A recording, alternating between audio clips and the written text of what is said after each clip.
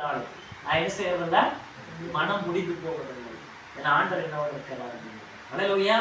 நீங்க வாயில இப்படி எல்லாம் பேசணும், உங்க மனசுல இப்படிதான் இதைத்தான் நினைச்சிருக்கோம். அல்லேலூயா. ஏன்னா நீங்க வாழ்றது வாழாம இருக்கிறது உங்க இருதயத்தில் இருந்து வருகிற வார்த்தைகள் தான். அல்லேலூயா.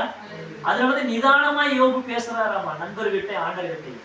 ஆனா அந்த நண்பர்கள் கர்த்தரை அறிஞ்சிருந்து கர்த்தரை சரியா புரிஞ்சு கொள்ளாம என்ன பண்றாங்க, யோபு பத்தி தப்பு தப்பா சொல்றாங்க. அல்லேலூயா.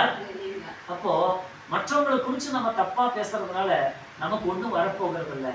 சாத்தானுக்கு நம்ம உடன் வேலை ஆட்களால் மாறுகிறோம்னு அர்த்தம்.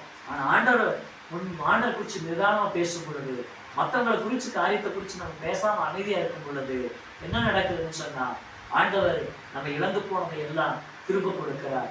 நம்மளை பேசுற ஆளுகளுக்கு ஆண்டவர் அவங்க மேல இருக்கிற கோபத்தை தணிக்கிறதுக்கு நம்மளை ஜெபம் பண்ண சொல்றார்.